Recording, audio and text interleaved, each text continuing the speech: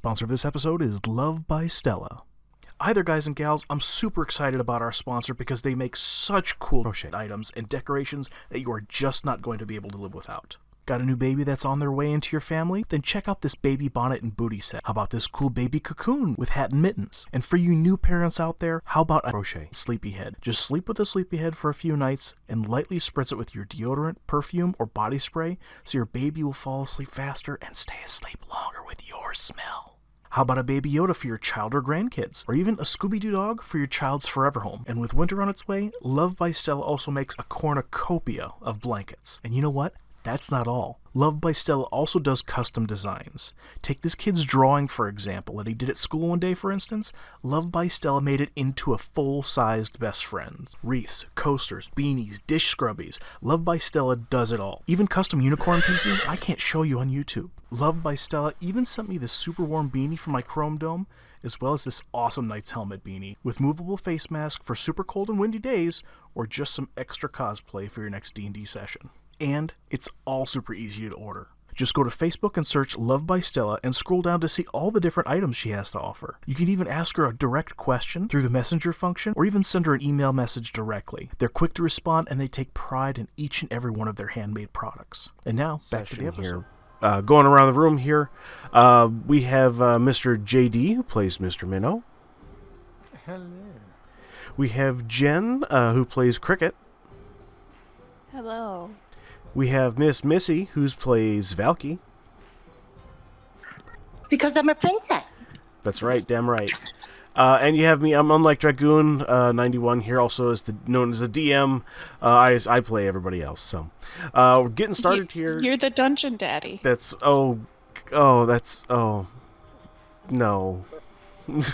That sounds so bad. That sounds so bad. But the dad jokes, it's appropriate. It's okay. Fair enough. Yeah, but also that means in every combat we're going to be like, hurt me, daddy. Yeah, exactly. All so right. we can use the little clip from Graham's server. There we go. Yeah. So, We need Dragoon to say it though. Nope. Won't happen. Why not? Not anytime soon.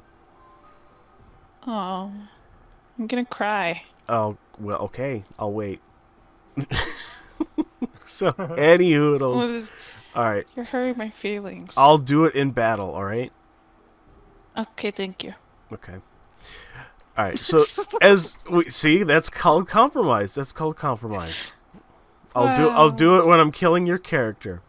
For reals. Oh, goodness. Well, you killed my dog. That's accurate, unfortunately. Are you in the server, Jen? Oh no, that's right. You're doing Because I theater can't line. see. That's right. So, as our characters arrive in Neverwinter without issue, but the carriage and the flame steeds have most certainly seen better days, and also from the last sequence, our party also picked up a dragon that is now undead, that is perched ever so slightly on the carriage. It's also pushing the cart here as you guys stroll up to... I can't remember. Does the dragon have diabetes? He does have diabetes. Yes, that is an accurate statement. Okay. That was canon. And Okay. he's probably going to be looking for a little bit of sugar, probably. So he's going to be maybe a little bit cranky coming into town here.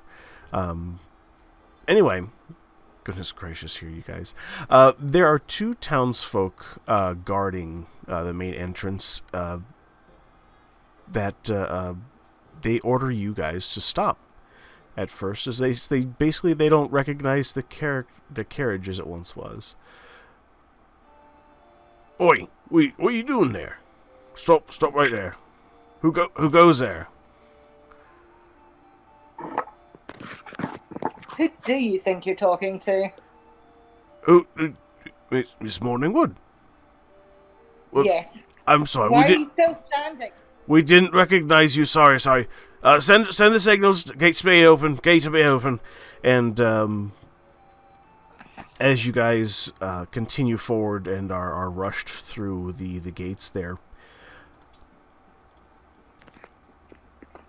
you're kind of greeted with a kind of a bit of a sight to see as you guys dismount from Valky's box, or from the carriage that you guys were adjusted in there. I assume that Valky, since you are in direct control of this diabetes-ridden undead dragon, will he be joining you for the duration of this event that we're going through right now, or are you going to be leaving them at the cart? I need to know now. I think our dragon requires some sugar. So, townsfolk, have you some honey for my dragon? You're asking this of the two guards people? Yeah. I'm sure. Yeah, we got some like sweetened tea. Maybe that would that work? Is sweetened with honey? Yeah. All right. I think so. Yes, Miss Morningwood. Right. Yeah, it's for my lunch. Yes, absolutely. At your discretion. Here you go. Minnow, Cricket, should we take the dragon with us? Yeah, it could be useful, yeah. Yeah, we'll wait while it gets its feet done. Feed my dragon. But don't chase it. Alright. So you're ordering the dragon to slowly follow behind you, I'm assuming? Yeah. Okay. Alrighty. Is there a way that I can make the dragon smaller? Just in case we go inside the building or something? Do you have that type of ability to do such things? I don't think I do. But does anyone else? Not that I know of.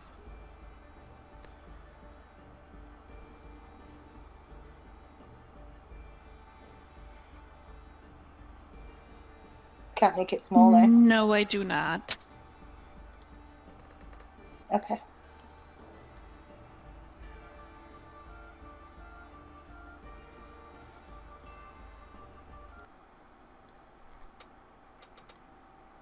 Yeah, looks like it's going to be a big boy.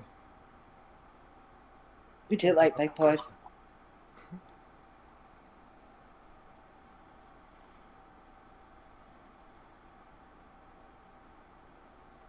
Okay. So, marching order-wise here, who's going first, second, third, and fourth, and fifth, and whatnot? I'm a princess, so everybody's going to recognize me, and blatantly I've been told to bring everybody back here, haven't I? Yeah, So you'll be first. I'll go in first. Okay. Who's going in second, third, and fourth, and fifth, and whatnot?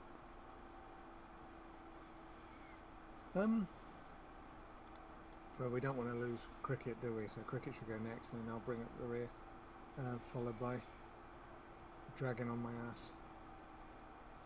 Okay.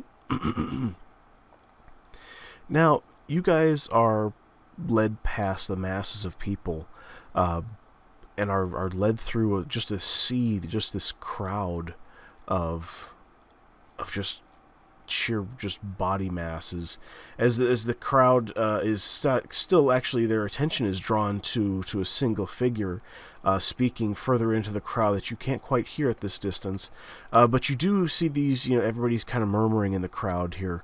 You hear the voices of the people as you begin to pass, and as they recognize Miss Valky, they do make room, as she has to step past people, and she has to tap on a few shoulders to say, "Excuse me, dear, I need Bast," and going through here, you do hear others also murmuring a little bit louder, as you're passing them with this group, followed by this fucking undead dragon that's following you here as well. You hear the murmuring through the crowd once they, right before they see the dragon, they say, who are they? Is that the Thunderforce? What's the Thunderforce? What do you think they'll do? And you are led further and further through this crowd of folks here, where you see this main speaker of a woman here as you guys are getting closer, who recognizes and smiles towards Miss Valky here. It is a lady that you haven't been quite introduced to here. It's Mrs. Janelle Fitzmire. who's speaking in front of the crowd and kind of keeping them at bay here for the most part here, as you are led immediately through the crowd, and they're everybody's kind of eyeing over to Miss Janelle, and then also kind of eyeing over to this dragon who's being led slowly through the crowd and kind of bumping into people a little bit, knocking them to the side. But she's Miss Janelle keeps her composure. She says we're doing everything within our power to provide more Clint units. However, ramping up production and delivery in such numbers will take time. And you hear kind of the crowd's people kind of answering back and kind of grumbling back as you guys are led forward here. They say, what about the yearly Clintilian? Miss Janelle says, unfortunately there's not enough Clints this year to host the Clintilian, and we'll unfortunately need to cancel it, though we are waiting to hear back from some of the Fey Kingdom about some kind of carnival in place of the Clintilian. And as you see a gentleman kind of trying to get past the group there, he's kind of held back by this weird looking Clint that's a little bit weird and kind of misshapen in this battle suit that you recognize as being the staple of the staple guardians of in security force, basically hosted and sponsored by Neverwinter for all the kingdoms surrounding. You see them go ahead and basically stop this gentleman, and as you guys are led past, he's held back as he kind of tries to manipulate his way back, and he's held firm to a wall by the Clint. And with the you hear the thunderous ka-chunk behind you of great iron-banded doors closing behind you, leaving the long corridor in front of you that is opposite the noisy crowd outside that is absolutely now silent with the thickness of this door. You guys are now in the council hall meeting room here, going past those chamber doors here. So we'll change the map here. For those who are over on Spotify, you can go ahead and check this out here live. We'll upload the video here as well as we get the map, next map going here.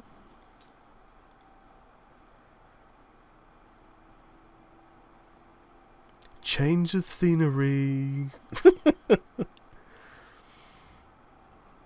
Everybody hear me okay, though? Everything doing okay?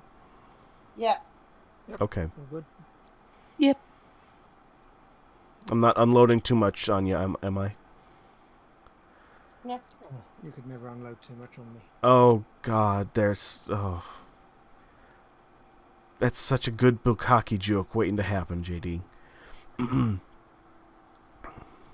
Any hoodles. You guys are now in this great this great council hall, and as you walk in here, you see the. Uh-oh, did we lose somebody?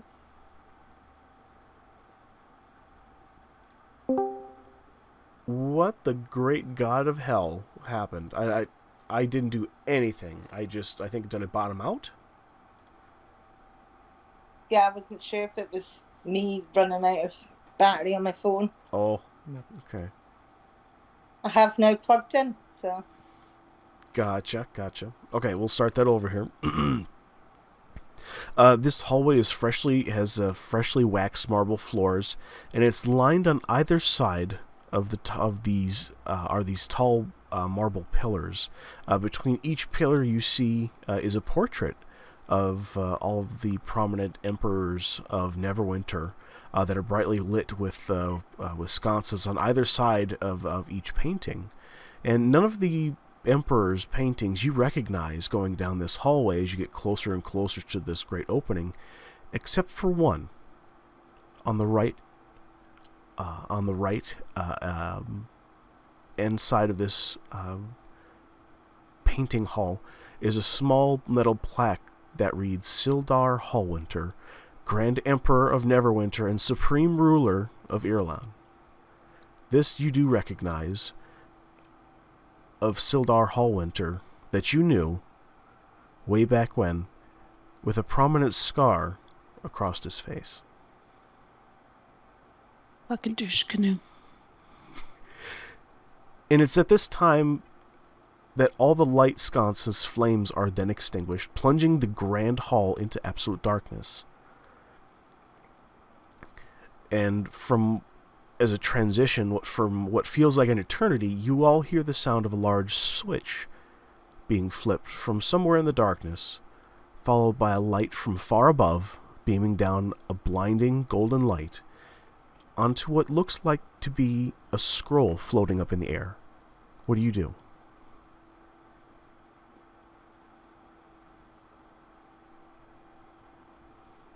This is my payment for having brought Thunderforce. So I'm going to grab it. Okay. Okay, and what are you going to be opening it, or is that what you're going to be doing? Yeah. Okay. Alrighty. When you unfurl this this scroll, essentially, you'll need to read what's on the scroll. So I'm going to be posting this to you directly here. I'm going to paste this over to you through Discord.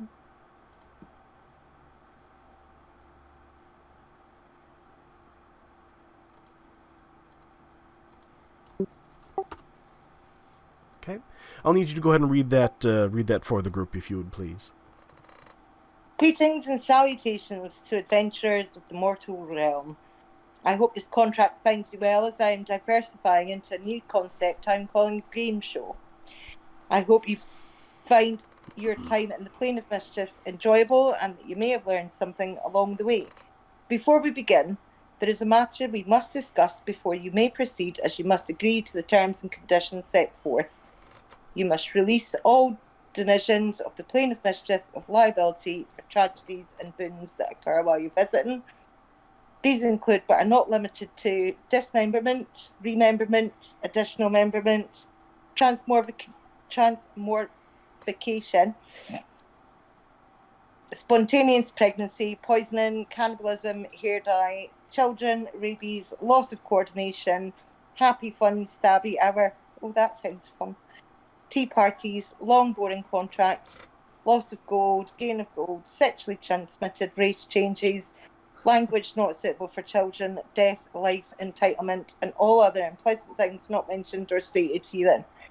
I look forward to seeing how you do. Signed, Grifto McBeg, the magnificent maker of merriment and malfeasance, high wheeler of the Plane of Mischief. P.S. Reading this contract constitutes a signature for the individual and party at the time of reading. God damn! And as as you finish reading this, blinding stage lights begin to snap on all around you as you begin to hear what seems to be cheering from an unseen audience that comes from somewhere in the darkness. What you can see is a structure towering before you, a tiered pyramidesque structure. A tiered pyramidesque tower with colorful and garnished chambers with purposes you can't quite discern. Bear with me here. We'll get this lined up here for everybody watching on the video side of things here.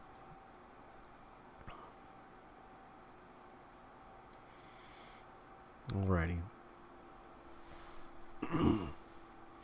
You can smell some truly incredible mouth-watering aromas wafting from on high, the origin point from which are unclear. You can taste, well, nothing at the moment other than the excitement in the air, and you can feel dozens of eyes glaring down upon you, eyes filled with excitement and judgment. There are glinting yellow eyes of massive writhing serpents floating 100 feet in the air above you, which upon further inspection are attached to the scalp of an enormously aged but still excruciatingly handsome head, which is similarly attached to the towering body wearing a pristine white chef's coat. And this enormous being smiles as the lights hit him as he begins his spiel. Cricket from TV. You once knew her as the world's most popular traveling chef/performer, until one fateful whoopsie in the kitchen left a bad taste in the mouths of a town full of unfortunate yokels. Can this disgraced gourmand, with the help of her bumbling associates, reclaim her honor and impress our judges with their feats of courage and cookery? Let's find out. I'm Chef Gorgon Ramsay, and this is the Ziggurat. Let's meet our contestants. You there, apron lady. What is your spiel? What is your deal? As all these eyes glare down upon you. Hey guys, stand close. I'm gonna use a bless second level. Just on the safe side. Typically, we get a bit of your backstory and cooking background, but that's great. You have clearly not met my extremely low expectations. Yes, Minnow, I guess the cow guy. What is your spiel? What is your deal? I get angry and kill things. Wonderful. So, yes. Today's challenge is simple. The 6 of you will scale the ziggurat, braving its challenges as you collect ingredients along the way. At its peak, you'll find a fully stocked pantry and kitchen where you'll prepare the most delicious meal and preferably the least poisonous meal of your career. Succeed, and you will retrieve the honor, become the new champion of the ziggurat. Fail, and you'll join the pantheon of the shamed. And you'll join the pantheon of the shamed. And he then gestures to a light that illuminates to a platform filled with rows of chefs, all frozen in stone with expressions of pain and fear on their face. And the light then shifts in this stadium here back to Gorgon Ramsay. He says, "Before you throw your Before you throw your lives to the whims of fate and flavor, do you have any questions?"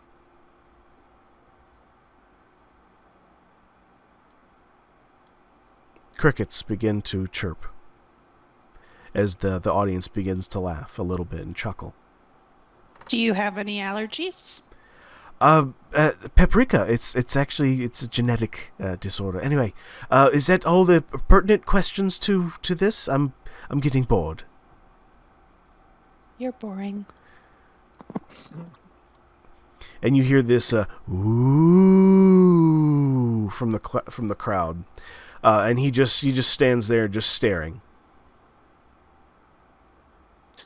I stare right back and actually fly up to get close to his face as possible. So you're gonna fly 100 feet up? Mm-hmm. Sure am. Okay. He sees you and doesn't. He refocuses onto you directly in front of his face. Yes. Did you have a question? No. Good. Any other questions? As his eyes kind of dart back and forth. Okay. Let's begin scaling the ziggurat. And the doors to this ziggurat open. The giant, massive stone doors that are very sandy, kind of grind together, and of this giant, massive door opens in front of you, and you all step into the first floor of the ziggurat, as well as Cricket as well, right, Cricket? Right? Maybe. Yes, I will join at the bottom of the ziggurat. I was like, we could split the party. That's fine. That's fine. No, I wouldn't do that. I just like making people uncomfortable. Oh, okay. Alrighty. As you guys hear the crowd kind of be definitely silented by the contraption of the ziggurat basically opening and conforming and shape shifting to expose different walls that were there and weren't there before, and passageways that were and then weren't there before you.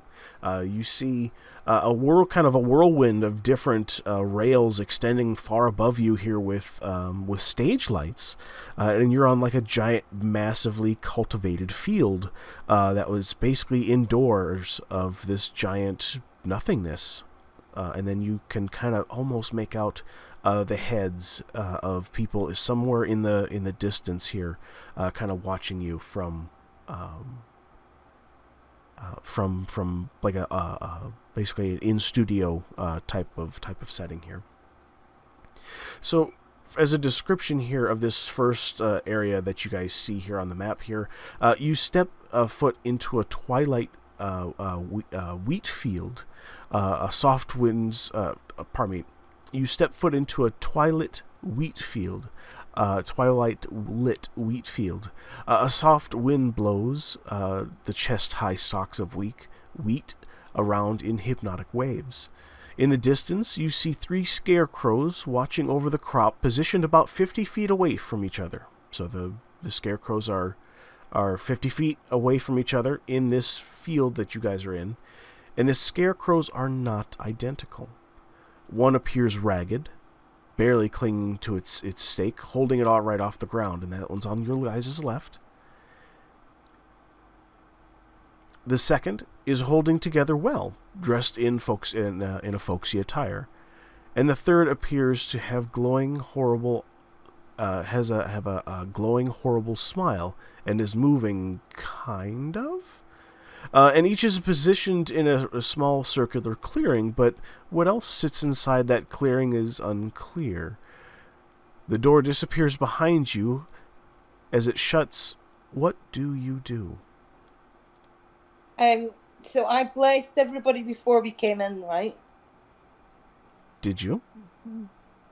I did. You asked me, did I have any questions? And I said, everybody come here. Okay. Level 2 bless. 4 characters.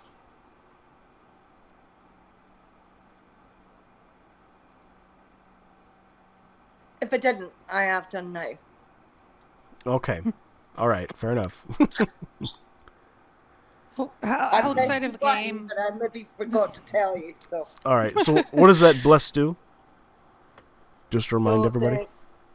Bless up to 3 creatures of your choice within range. Whenever a target makes an attack roll or a saving throw before the spell ends, the target can roll an extra d4 and add the number rolled to the attack roll or the saving throw. Okay, so that applies to everybody else And as if well? I did it at 2nd level, so I could get 1 additional creature. So that's 4 of us. All right, so that covers everybody then? Yeah, except the wonderful. dragon. Okay. outside of game, There this is... ziggurat is the food pyramid, correct? Is it? Maybe. I'm remembering from previous. Yeah. Yeah. Benrungaming. Yeah. So we Next definitely time, put need to your get some story of the in the same items direction. from this level to make a dish, and I'll be sure to grab some paprika. Yes. Yeah, an MSG.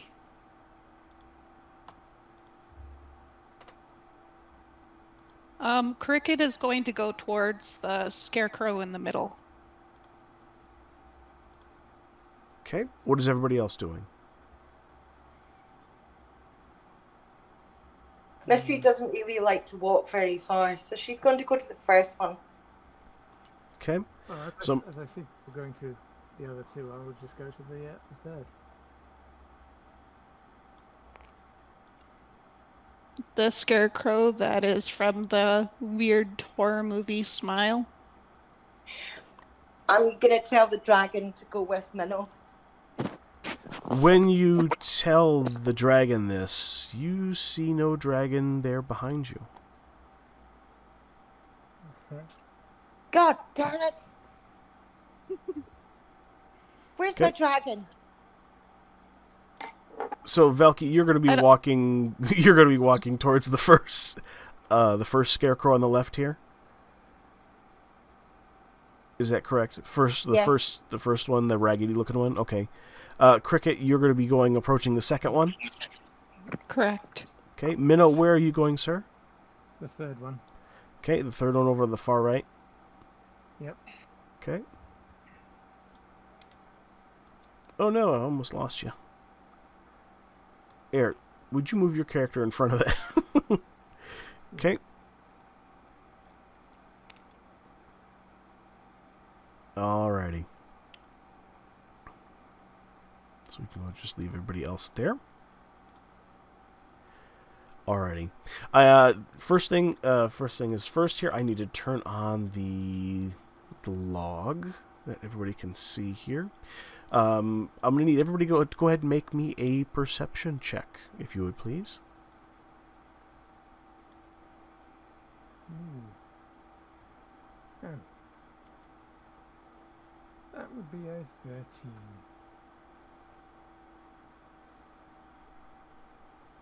Okay. 22.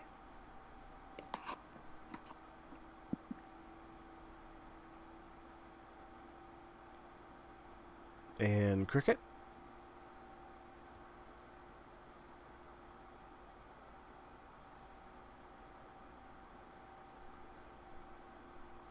Whoops. Are you still there? Yeah, I accidentally exited out when I was navigating. Oh, with jeez. this because I was trying to get to the app to be able to roll. Oh, jeez. That's all good. It's all good.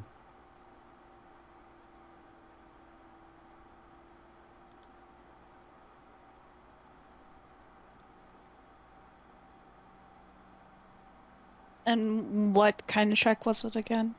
It was going to be a perception check. Okay. Let me just access it. Technical Well, difficulties navigating- live.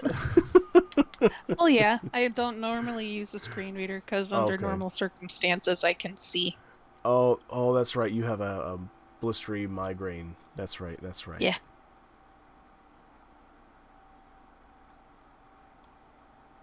It was...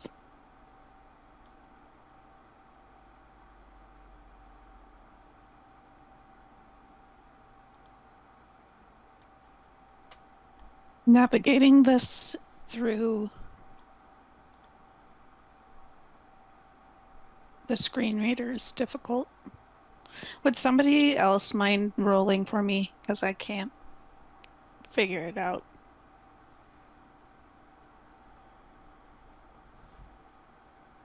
DM, can you press it on her sheet or? Sorry, what do you say? So I can't find where I need to navigate to, and I'm like hearing everything that's being read. Like, because I can't. Trying to navigate with a screen reader through the app, I can't find where I need to go. Oh, you are So navigating. I need Okay, I need help. I need help rolling because I can't find what I need to push. Okay, I can roll your d20 if you can tell me what your perception. Yeah, I have a +3. Okay. Yeah, go ahead and. I think I found it. Nope. Did you? 16. That, Okay. yep. I prefer hers. So you've got a 16 and then you've got a +3, so you're 19. Okay. So Cricket and Missy, you are are going to be more. You're going to be more of a less type of oblivious to this. Minnow, you don't know anything here. You don't perceive anything here. But with a 15 or higher or more, it reveals that the wheat is moving as you guys are making your way through this field of chest high wheat, and it's from the wind. pardon me here. Essentially, as you guys are walking through this chest-high wheat, it appears that the wheat is moving, but not from the wind that's blowing through it. But you see kind of odd, erratic movements. Some moving more quickly and more actively over by the evil-looking scarecrow, and not so much by the ragged scarecrow.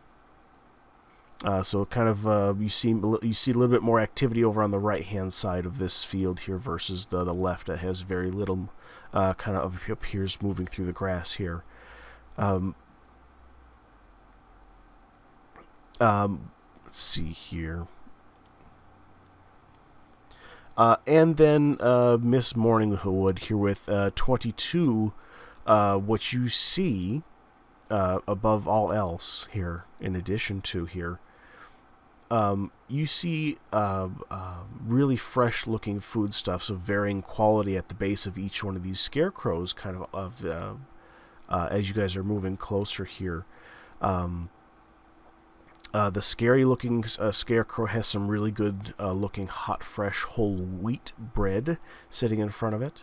The folksy-looking scarecrow has some okay-ish looking bread and a half-eaten sheath of saltine crackers in front of it. And the raggedy-looking scarecrow has some kind of moldy-looking, busted, gross bread and a rock-hard dinner roll in front of it.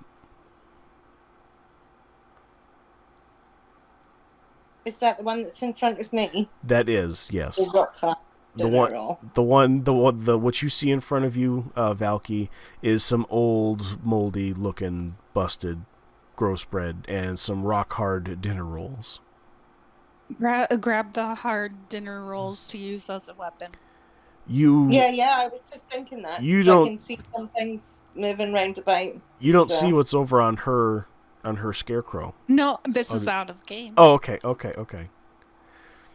No, because I was like, I can see some things moving, so there's two options here. I'm going to pick up a roll and throw it into the wheat to see what happens. Or I did have a question though, actually, GM.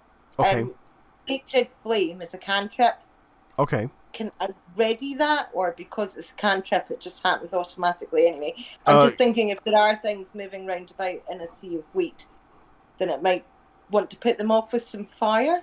Okay. If he wants to roast the wheat.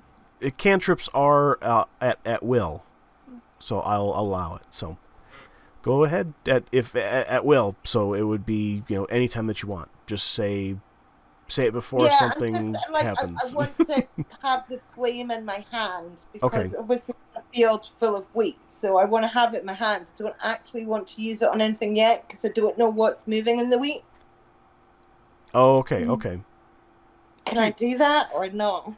You're just trying to do what one more time? I'm sorry.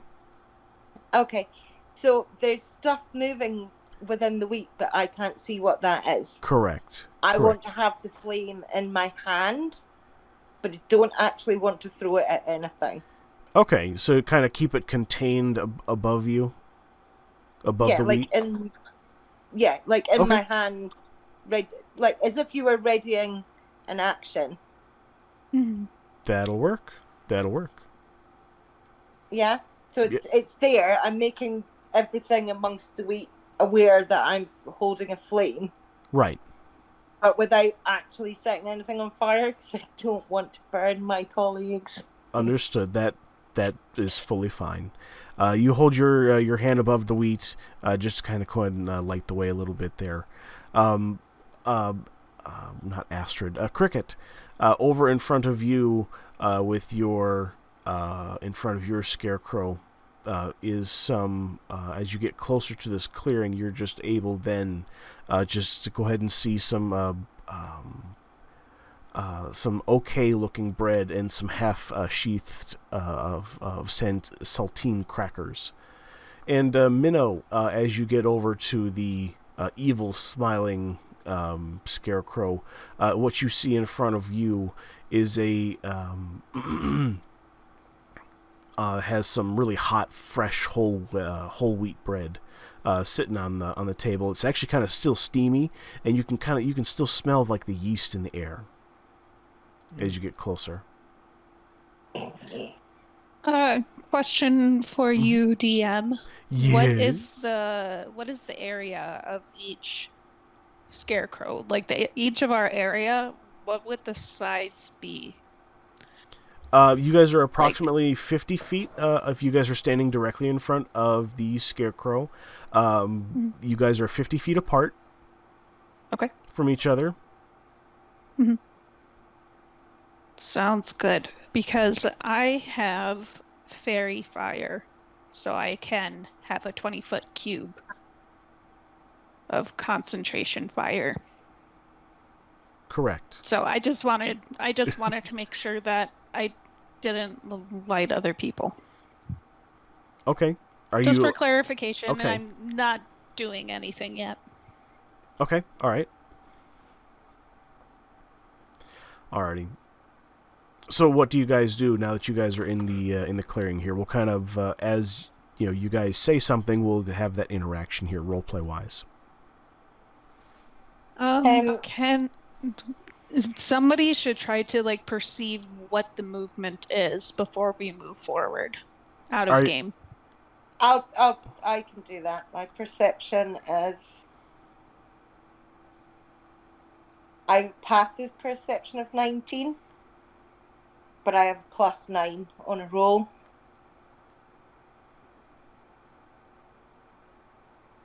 Because I think that if we saw that something was moving, that either myself or Mistress Morningwood, the princess herself, one of us would want to see if we can figure out what the movement is and discern what it is to be able to convey it to the party. Yeah, so I will hold up my flame and I will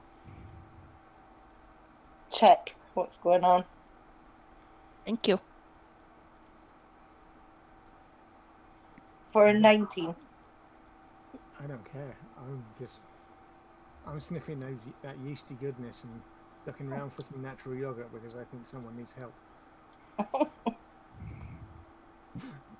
Like digestional help? And no, it's yeast infection, Mr. DM. Oh, jeez. Come on, you laid that one out for me. Not like you just didn't walk right into that one. If this isn't if this is a food pyramid, yogurt would be one of the further up levels, so it would be like 3 levels up. So I think we're shit out of luck. Yeah, you'll definitely need yogurt further up if it smells that yeasty. Yeah, true. So we'll just have a special reserve. Okay, so I rolled a perception check for what's going on in the wheat. Yep. Of 19. Okay. All right. Let's see here.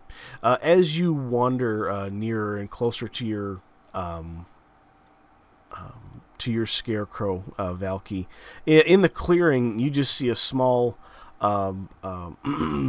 dinner plate-sized single oat with arms and feet holding a knife. You would recognize this to be an oat sprite. I'm going to hold my flame out in my hand and say, really?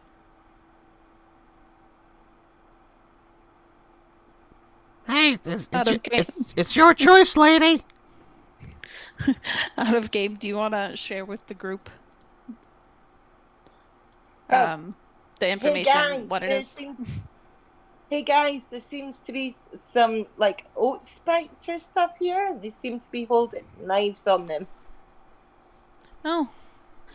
And it doesn't seem to be very scared of me. But give me a second, and I'm going to use that sacred flame on that oat. Okay. And let's see here. And go ahead and roll for a hit. Or does it? How does it read? Does it just happen?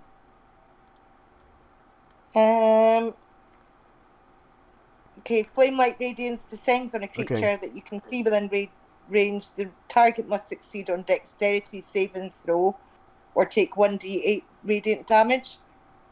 Target gains no benefit from cover from the saving throw. And actually, because of the level that I'm at, it's a 3d8, which is an 18. Okay. So I got to beat an 18. All right. Yeah. Nope. On dexterity. I rolled a fucking 3. So you go ahead and hit this oat sprite and do all the damage on Earth to this thing here. Let me grab my calculator. 17 damage. It's going to end up like puffed wheat, isn't it? Mm-hmm. Sorry, it was a 17 save on the dexterity. Yep, I rolled a 3. Down. Yep, I rolled a 3. So it's I got nothing. Here is a total of 17 or 18 damage. 18 damage. Sorry, I did it the wrong way round. The dexterity saving throw was 17. Gotcha. And 18 was the damage. Okay. This sacred flame hits him. He kind of, sharpening his knife on a little tiny stone he has, and as he gets hit by this flame here, you kind of see like bits and pieces of him kind of shake off as he appears to be more toasted. But he says as he's kind of shocked by like, oh my god, I can't believe like this bitch just came at me, and he says, bitch, this just got personal. And as he's going to dash forwards towards you and start kind of stabbing you in the shins with this knife as he's able to. Hey, dude, don't you realize who I am? And I did show you the flame before you said it's my choice. So I made my choice. So he's going to go ahead and basically roll a 4 here. And to your surprise here, as he basically comes in here, you notice that he's holding like a plastic knife in his hands, and he's just trying to stab you with this knife. He's been trying to sharpening it, but he's an oat sprite. He's kind of weak, and he's just been trying to sharpen plastic the best he can. But you just feel this on your, I assume, lady nylons, and those are sufficiently durable that he's not doing anything as he continues to kind of just madman style try to stab your ankles. Wait, I don't know if I have an extra action.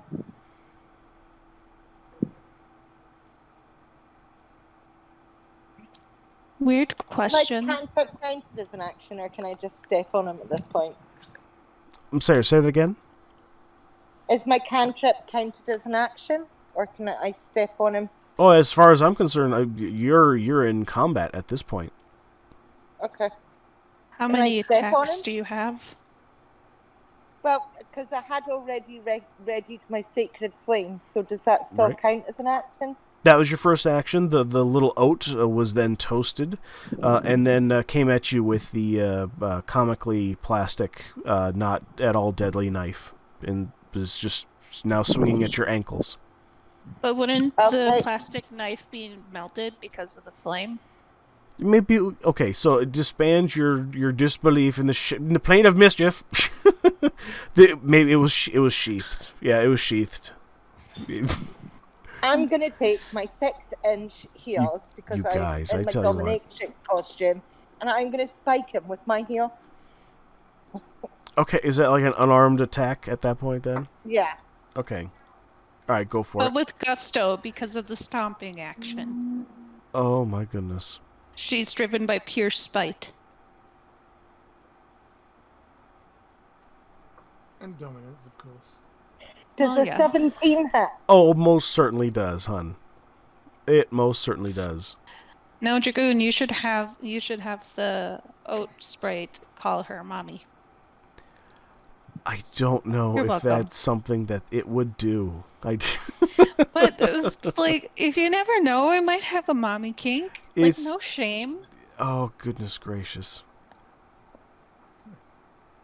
See, now this is only coming up as 2 undefined damage. Do I need to roll a d20 for the damage, or what? No, it would just be an Probably unarmed strike damage. That would be it. Yeah. Well, Right. that's only 2. So Okay. Alrighty. You kind I of don't you know need to roll for it. you kind of stub onto one of his toes, and he says, "Yeah, son of a bitch! Oh, you play dirty! You play dirty!" And he's gonna go ahead and pull out another like a spoon out of his out of his backpack, and he's gonna start swinging at you with this modified spoon that has like a rock placed in the spoon part, and is now trying to use it as a club. But you see, it was poorly fashioned with like wheat stalks and stuff like that, kind of to secure it. As he starts swinging this little oat sprite fashioned club at you. Out of game, he's spooning her to death. Yes. Okay. Thank Okay. you. Okay. Does then it? I will does a- pull my axe out of my pocket in much the same way as a gunslinger would with their gun, and slice it right down the middle of him. Okay. When I was swinging the club at you, does a 15 hit? No. Okay. Then, yeah, go ahead and roll for the whatever you were going to do. 22. Does a 22 hit? Oh, most certainly it does. Oh, yeah, it does. It's only 4 damage. Oh, wait a minute. No, yeah, 4 damage. 4? Just 4? Okay. It says 6 on the counter, though. Oh, sorry. Yes. Sorry, I forgot the +2. Because it's a Okay. +1 hand axe. Yeah.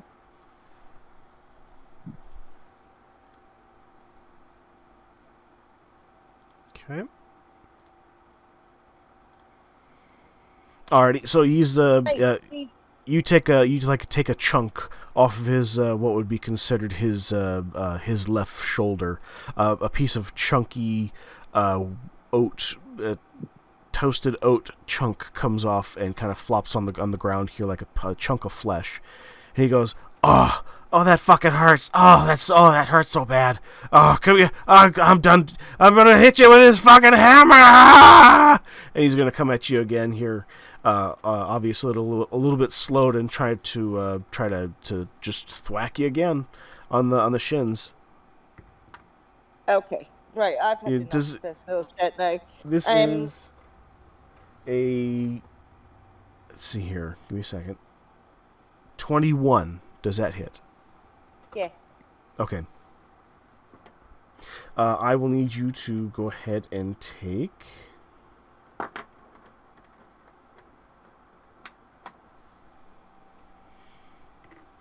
4 points of damage, bludgeoning. As this made up spoon rock club thing, this thing is this swinging at you after you took a chunk out of its shoulder, is going to do the 4 points of damage to your sock, to your person. These are really expensive nylons. How very dare you? I've had enough of this bullshit now. You need to make a dexterity saving throw of 17 or greater. Okay.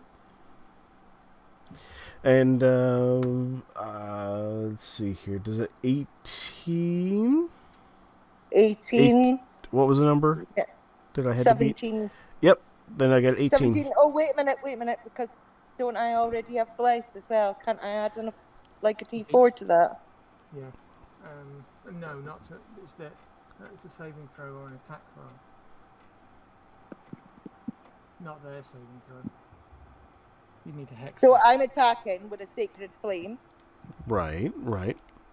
and it's a dexterity saving throw of 17. I had an Can 18. I add? Okay. Yep. So it I would can't. still. But I have a bless. I can't add to that. Well, Nope. No. No. It's Okay. Got you. different thing. So it misses him, and he's able to go ahead and kind of dodge out of the way. He kind of saw that coming, waiting for that flame to go off. As you miss him, and it kind of begins to ignite the grass in your area of the arena here.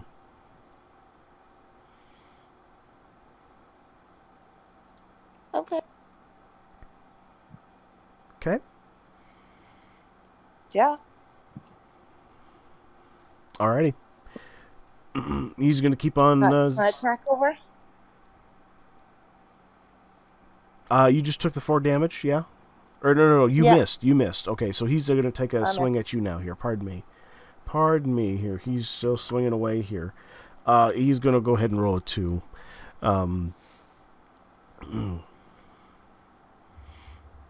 At this point here, Valky, you hear the skeleton basically say, you know, like, hey, come on, give the guy a break, all right? He's just doing his job.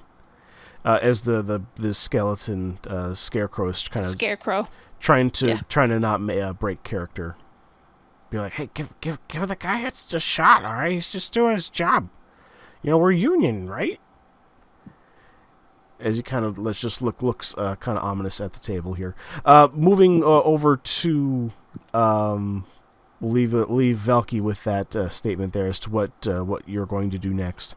Going over to Cricket at this point here. Cricket, as you approach this more folksy looking individual here, you're going to have a few oat sprites that you see just kind of hanging around, about 4 or 5 of them, kind of just hanging around the small area around the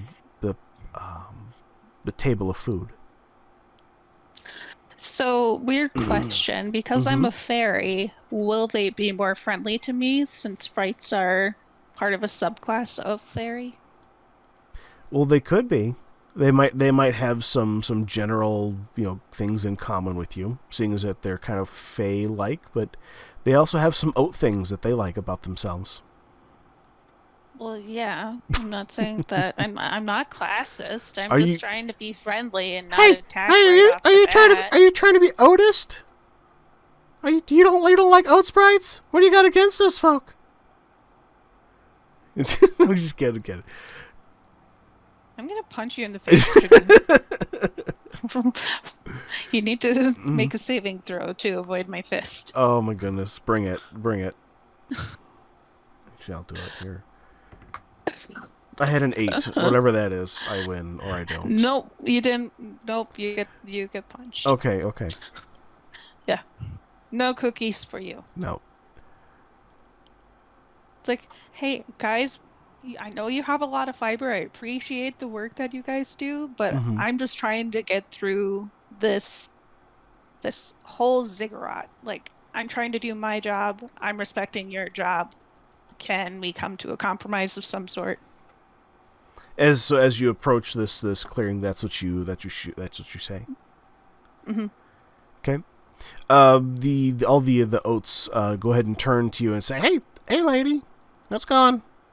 What did you say? You're saying something about something doing not supposed to stab you?" If at all possible, I just want some of those crackers so I can make a nice crust on some things that I'm gonna cook. I don't even want all of it. I just want some of the crackers.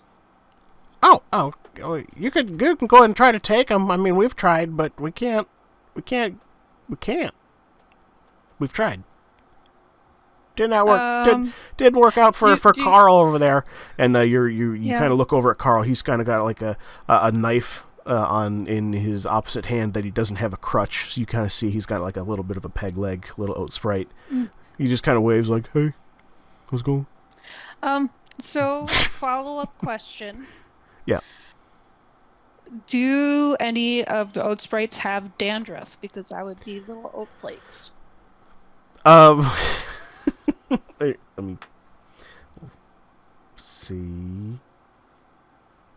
Actually, yes, all of them. All of them have real dandruffy looking kind of oat sprite hair. Okay, well, like real crusty. So it'll work. Will you guys look like your heads are itchy? Can I scratch your head into this bowl and use some of the oat flakes in my cooking? As a DM, I'm disgusted by this thought of using dandruff. I don't fucking care. But they're oat sprites. I mean, yeah, I guess, but Can I try to swing at you still, or? No. All right. Well, maybe I might. I'm doing just you do guys it. a favor. They come. I'm scratching your guys' heads. Like, I'm doing a nice thing, and you don't want to piss off a fairy. Okay. So, of the 6 oat sprites, they all kind of go ahead and line up. And for the most part, each one of them, as they get in line, they kind of, unsheath, they sheath their little, their knives that they have with them. It looks like to be a nice metal knife that they have with them. And as they get up to the front of the line, they basically go through and they start shaking their hair out. And each one of them has a kind of like a surprisingly large amount. You're actually able to go ahead and fill this container. I don't know, what are you filling it with here? You're able to fill it a few times actually off of the group here, up until you get to the end of the line, of which these oat sprites, they're going to try to stab at you when they are able to get within striking distance. And I'll need to go ahead and duel with you here. You have 4 little oat sprites that have not agreed to shake out their crusty hair into your bowl. Okay. Okay. And since they're kind of lining up and you're kind of handling bags and stuff like that, this is going to be a surprise wackadoodle to you. And does a 13 hit? Barely. Okay. Well, it just went over. I have 12. It so just okay. It just barely hit. Okay. Bear with me.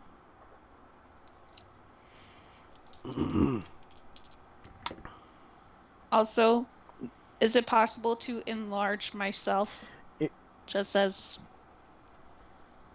Do you have? How would I have enlarge? Is it an action? It's a spell. So it's an action, right? Yeah. Okay. You can do that as your action, if you would like. Well, yeah. I just wasn't sure if I could do it on myself or if it had to be another party. No, I'm pretty sure you can cast it on yourself. I don't think. Cause a creature or an object you can see within range. Okay. Well, I would consider you a creature or an object. Well, depending on the context, I guess. Well, I mean, I can see myself, but I can't see my own face. Like, unless I try really hard. So, I just clarifying questions. Oh, I see. Yeah. All right. Since they did the little smackadoo. I need you to also take 14 points of damage. Fuck you guys.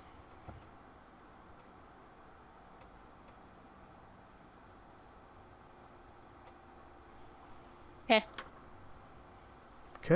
Taken. Alrighty. And it's your response, you just grow a little bit bigger, a little bit beefier. I just wanted to know if it would work on me. I didn't say that I was going to do it. It was just a clarifying question. Okay. Alright, well then, in that case, it is your turn. What do you do?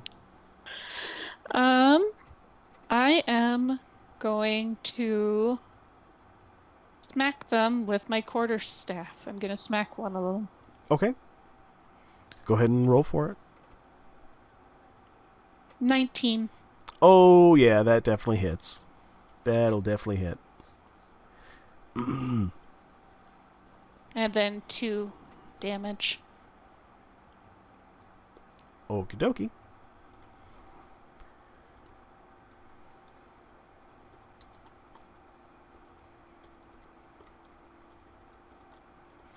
Okay. And that's it. Okay.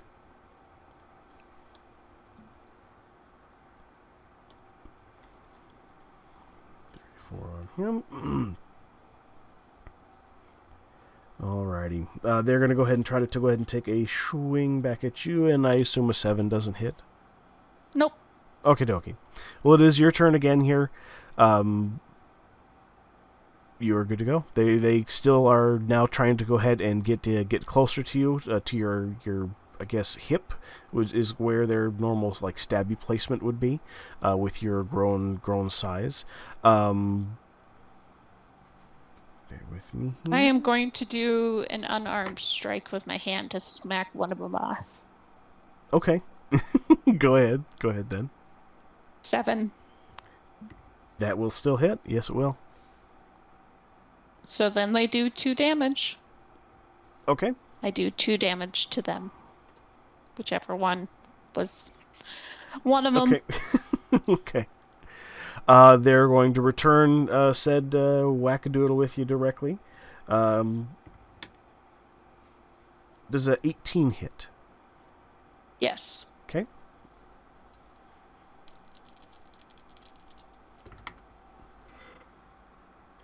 Let's see. I need you to go ahead and take 18 points of damage.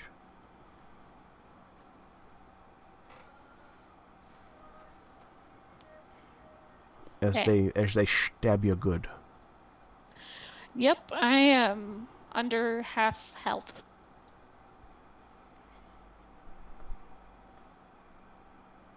I was just about to say, are you okay there? Yeah, I have 24 hit points out of 63. Because I didn't heal up from before. But surely,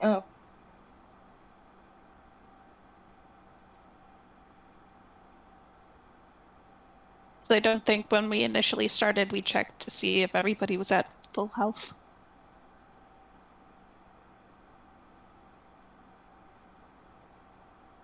full health, but I don't know if we skipped bits. Yeah, there was Because some. I There was time to do that. Yeah. Yeah, well, we didn't verbally Right. indicate that we were checking, though.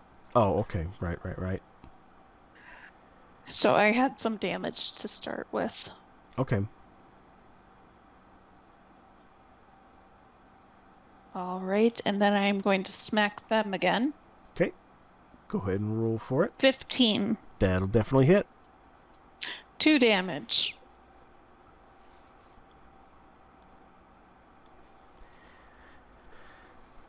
Okie dokie. You're not getting good rolls here, Jen.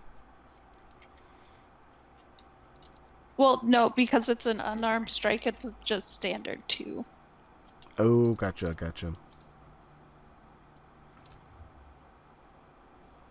Okay. Does a 5 hit? Nope.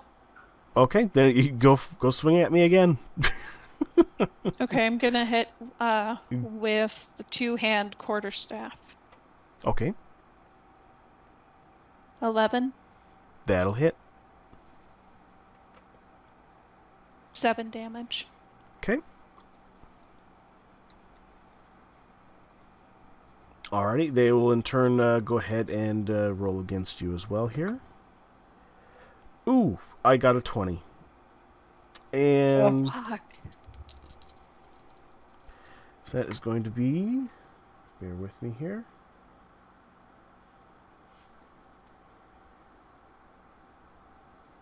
Okay.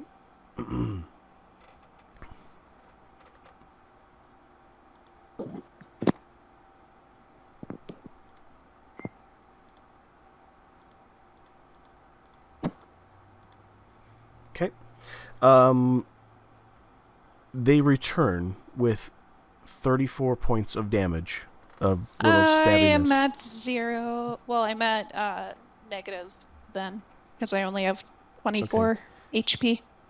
Okay, so it wouldn't be over double what your amount would be, right? Well, I have 24 HP right now out of 63. Okay. So 32 would put me in the negative. Okay, so you're still fine then. You're still fine. You're going to be doing some death saving throws here in a bit. Yep. Okay. Alrighty, so you are down here. Minnow, you are up, sir. The light's on you. As you approach the your Scarecrow, you don't see anything with your perception check here. And as you kind of get into the group here, you see down, like, this is some really good looking fucking bread that's in front of you. Yeah, I pocket it. And as you reach down with your hand, there is going to be a guy that's going to go ahead and slap that hand, and then you're going to. I need you to go ahead and take a dexterity saving throw to go ahead and miss this kind of kick and slap maneuver that's coming towards him, or that's coming towards you. Pardon me, as you reach. Okay. That would be an 8. Okay. That doesn't hit. Or pardon me. Pardon me here. An 8. That does hit. Pardon me. That does hit.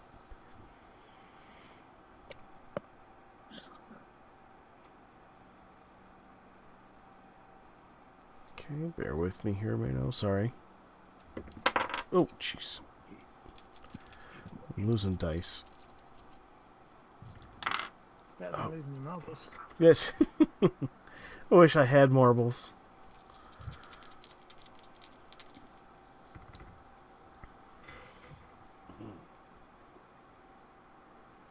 Okay. I'm going to have you go ahead and take 19 points of damage. 19? Yes, sir. Okay. As this thing takes those swings at you and hits you.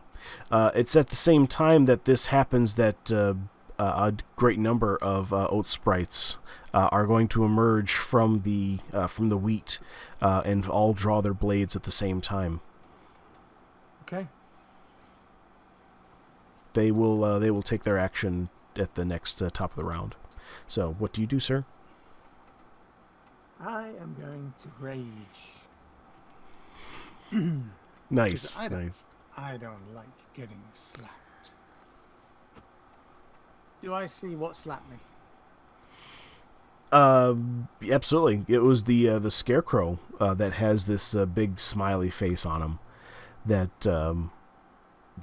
he has kind of like there's a kind of like a light coming out of his eyes and in his mouth as well in this smiley expression, looking down at you. He says, "I'm not. You're not gonna get this bread, fucker." I'm gonna slash at him. Okay, go ahead and roll for it. That will be a 32 to hit. Oh yeah, that'll definitely hit. That'll definitely motherfucking hit. Okay, good. And that will be that is 15 initial damage plus 10 divine fury. Okay. So, if it makes any difference that's radiant, I don't know. 10 slashing, 15 slashing and 10 radiant. Okay. Alrighty. That definitely hurts him. That hurts him pretty bad. Okay. Okay. Second attack. All right, bring it. What do you got? I'm going to go again on him. All right. That is a 22 to hit. That almost certainly hits as well. And that does 11 damage. Okay. Alrighty. That slices him up pretty good here, exposing a bright light within his chest cavity that this light apparently is emanating from. But it seems to hurt him pretty bad. Okay. Okay. At the top of the round here are or do you have a third attack? I'm sorry. No, because I raged. Okay. So we have the little oat sprites are going to go ahead and all start stabbing at you here, and there are a great number of them. we're looking at 10 oat sprites are sitting out there trying to chew you up, Minnow. Okay. Bear with me here.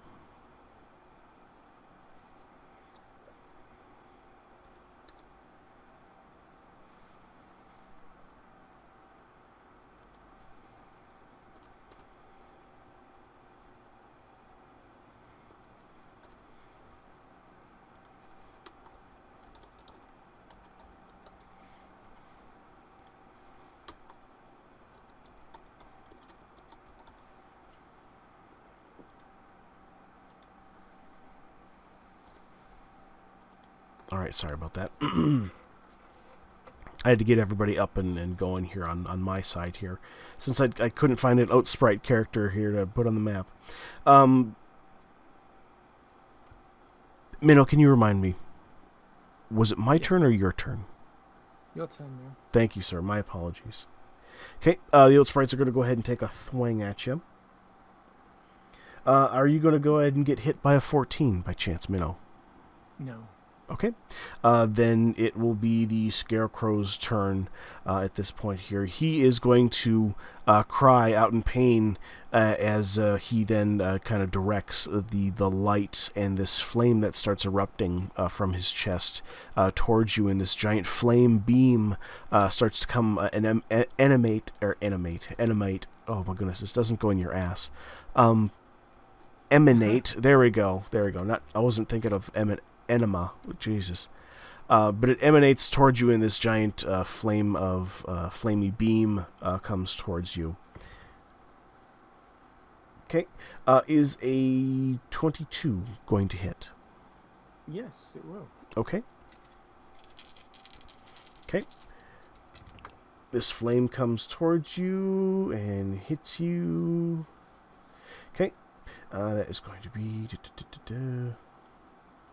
Give me a second, I gotta add math. I need you to go ahead and take 37 points of flaming damage. 37. Okay. Yes, sir.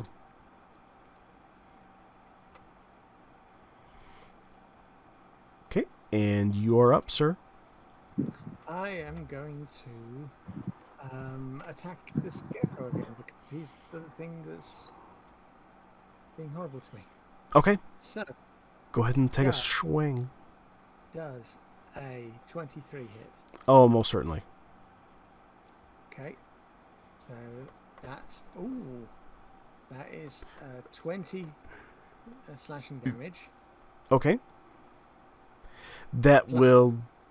Yeah. I'll just end you right there. Here, even with that, that is going to go ahead and destroy his midsection, and I'm going to say that it's whatever additional damage is going to take out the pole that he is attached to, cutting him in half. Minnow, you're just going to like chop this fucker in half, as well as the stake he rode in on, as it falls to the ground, and the flames extinguish from either side of him. Mm-hmm. Leaving you with the oat sprites, who all see this, and their eyes just kind of, go open wide, and they kind of, all kind of slowly sheath their weapons again. And says, "Dude, it's only a game, dude. It's only a game." And they kind of slowly back up into the wheat, and you're left there with that good, zesty, yummy bread. Good bread. Good. I turn to the oat sprites and say, "It's only a game. It's only a game, dude. It's only a game. I'm only playing. Come and play if you want to." There's a single oat sprite says, "I'll take him on," and he kind of jumps out, and you see this single oat sprite. He's actually kind of large for an oat sprite. He's got like oat sprite like pecs and like bulgy muscles. You would see him as to be kind of like the alpha male, like the big muscly dude that normally comes out very cliche like in a movie to come and fight you. And you could tell he's probably been doing steroids on the side. He's got some big veins on him. So, It's a GM, is he? he's a what? He's genetically modified oats. Oh yeah, I tell everybody that I'm non-GMO, but it's totally bullshit. Let's go, bring it. And he's gonna go ahead and take a swing at you here, Minnow. Yep. You got the Arnold Schwarzenegger of Oat Sprites coming at you. Bring it. Does a 26 hit? Yes. Okay. This Oat Sprite has this like barbarian-esque type sword that's about the size of what it would normally be for like an Oat Sprite that would be like dinner's plate sized. I need you to go ahead and take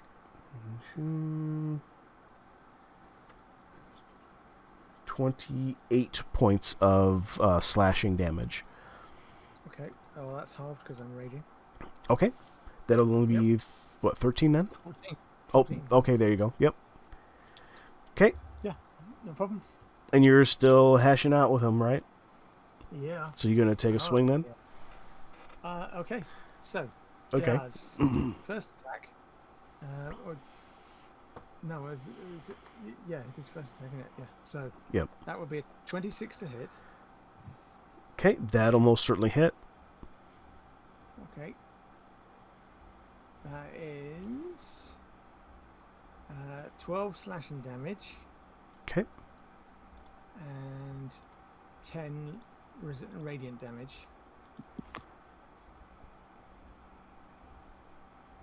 Okay. So what is that total? 22? Yeah. Okay. Okay. And second attack. Okay, bring it. What do you got, homie? Second attack, 33 to hit. That'll. Oh my God, yes. Yes, that'll definitely hit. Yep. Okay, that is 20 damage. Okay. And then my bonus attack is going to be a nat 20, 34 to hit. Oh my goodness. Yes, most certainly. Well, it has to because it's a nat 20. Right, yeah. right. But that means the high number. Nope, that is going to be 28 damage. Okay. This Oat Sprite is very ragged looking. You could see with after your gargantuan blastings across him, he's very bloody. He's got like an eye that's all puffied up from a big gash. He's got a bloody nose, bloody face. He's missing a couple of Oat Sprite teeth that are kind of scattered around. They're very chiclet-like looking on the ground. He says, "That tickled a little bit," as his voice kind of gives out a little bit.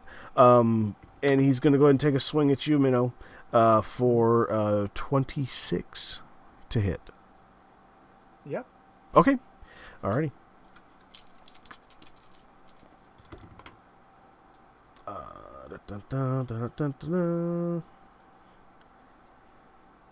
Go ahead and take 20 points of slashing damage.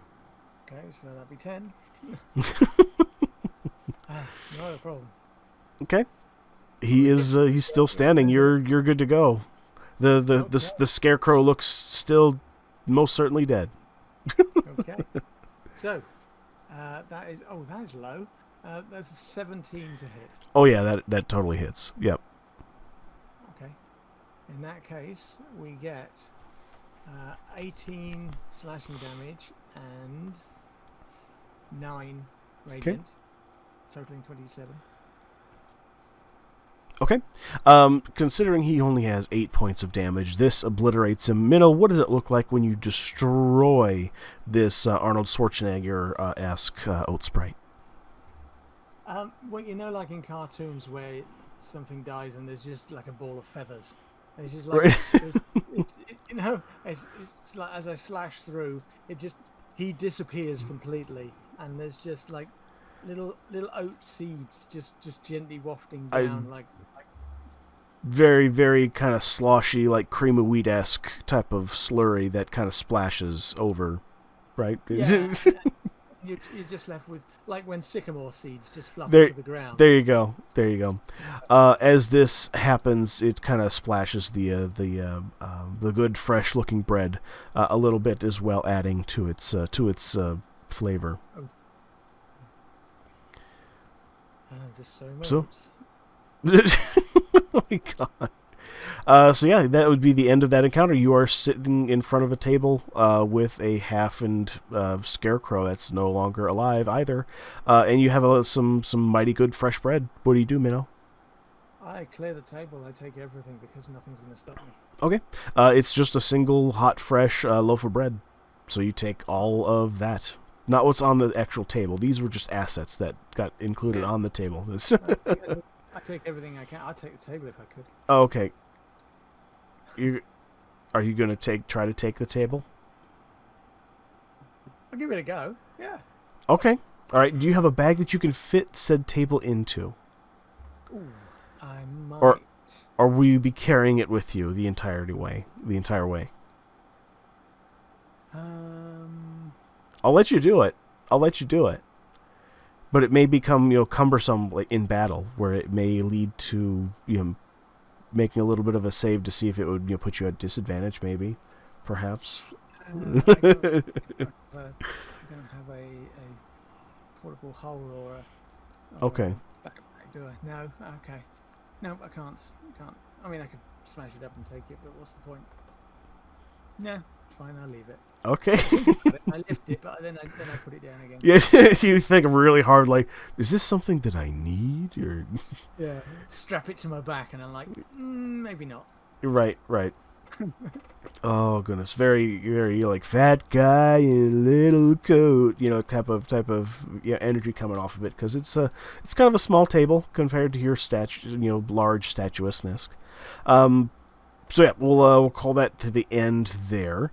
Coming back up here, kind of the top of the round here from everybody's interactions here. Valky, what are you doing? So I have a couple of questions. Mm-hmm. I set fire to the wheat. Is that right? It is. There is a bit of fire to the wheat on the left-hand side, which is making its way downtown over to the right, driving fast and making piano sounds. And so yeah, it's slowly making its way towards the to the right hand side of the field as it begins to spread. Are you staying ahead of the flames? I hope. Yeah, absolutely. Okay. I have a second question though. Yes. And it's around a spell. Mm-hmm. 3rd level healing word, and it says casting time 1 bonus action. Okay. Is this something I can do on top of a regular action, or if it's a bonus, it can be taken at the end of your main action, if memory serves correctly. Yeah. It says casting time 1 bonus action, so it's over and above anything that I do. Is that correct? Right. It would be above your action. Correct. Okay. So I currently have a oat sprite with his left shoulder missing. Yep, his left shoulder is missing, and he's been able to get a hit in on you once or twice here and there. Yeah, for all 4. He literally put a hole in my tights. Yep. Okay. Which are fishnet stockings, by the way, just for clarity. Okay, so I'm gonna look at the oat sprite and I'm gonna say, do you see what you did there? See what happened there? Yeah, I saw it. I did it. I'm gonna do it again. Die! No. Die! He's gonna go ahead and roll against you again. Does a 7 hit? No. Then he just starts kind of whacking at your stocking again, trying to deepen the wound in your stocking. Curiously, not doing anything. Yeah. And so you want to end up like those? Get on, everyone likes a tight hole. Oh my god. So he's not responding at this point. He keeps on swinging. He's becoming more and more out of breath, but he keeps still swinging. Okay. Die! Die, you savage beast! I'm gonna Does a 2 hit? No. Okay. And he continues to swing at your leg. Okay. As my first action, then I'm going to use a 6th level spiritual weapon. Okay. Which my deity, because I'm a princess, but I'm also like from Temple of Aphrodite. So like we make love, not war. Okay. So I'm All going to right. base my spiritual weapon, which is a pulsating vagina. Oh my God. Okay. Fan art that, folks. And you can send it to Miss Valky at gmail.com. And oh my goodness, what's your email address, Valky? Where could somebody send that to? I mean, they could message me on Twitch as Mistress Morningwood, but There you go. Go ahead and put all your complaints to Miss Morningwood over on Twitch. Yes.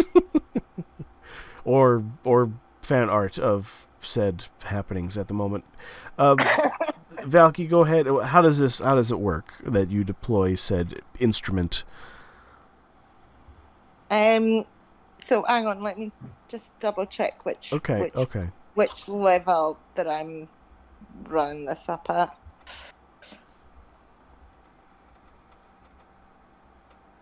Yeah, I'm gonna put it up as a 4th level spiritual weapon. Okay.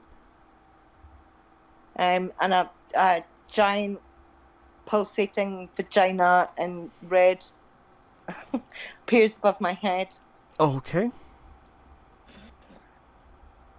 I can't do anything with my spiritual weapon until my next round. It just is so there. It's just there. Okay. Yeah. Okay. I'm gonna pick up the toasted oat shoulder and put that in my backpack.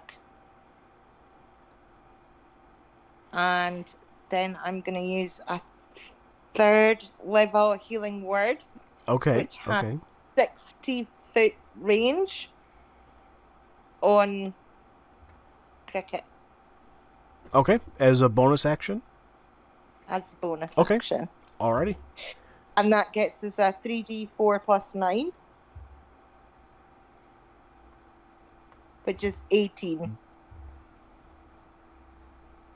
Now, I believe, Minnow, you're going to have to help me out here because I don't remember the specific rules. Does she have to get out of the death saving rolls first? Or does that just bring her back to 0 for starters? Or does that just gets her the points? It gives her the points. Gives her the points? Okay. Because she hasn't taken a single death saving roll, it doesn't count. Gotcha. So, healing word is a casting time of bonus action. It has a range of 60 foot, which she's in range of. A creature of your choice that you can see within range regains hit points equal to 1d4 plus your spell casting ability modifier. Gotcha. Okay. Which is equivalent to 18 hit points to you, Cricket. All right, Cricket. You got some health points back in that pool of yours. What you gonna do with them?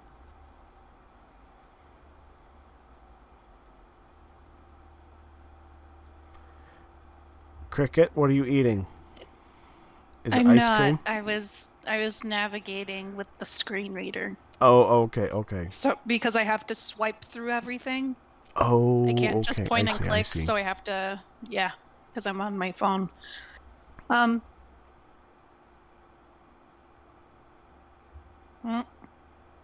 So it says that I'm still at 0, even with the 18. No.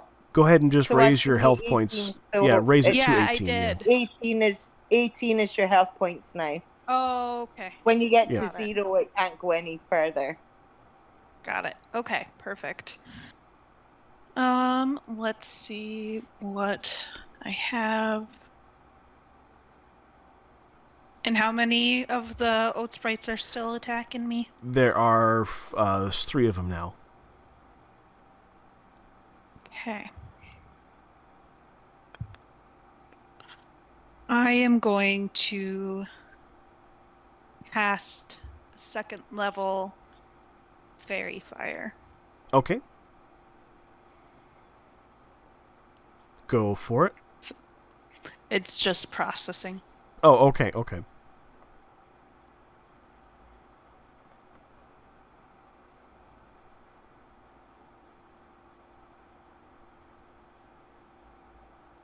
For some reason, it's doing the buffer and not doing anything. That's all right. That's all right.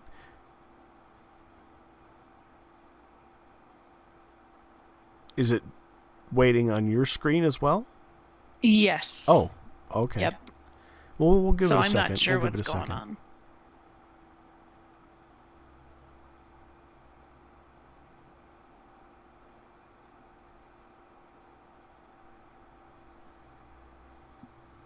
What the fuck? Do you want me to roll it for you? Yes, please. Okay.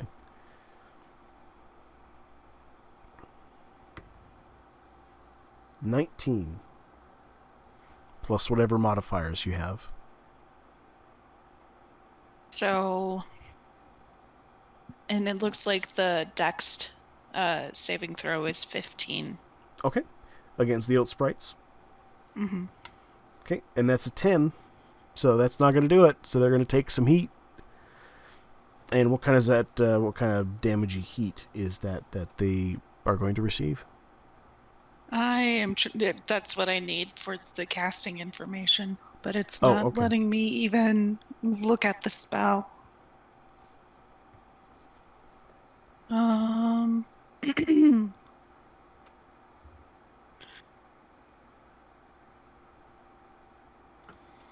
Here, give me a second here. I should be able to view it from your character side, unless D&D Beyond is down. Okay, I'm in your character now. Go to... And I did restart D&D Beyond, so...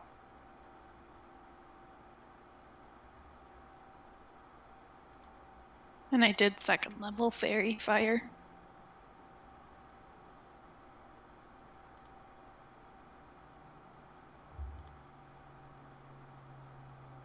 Let's see here. I'm trying to find where it says that. Description, notes, features, and traits. Maybe? Spells.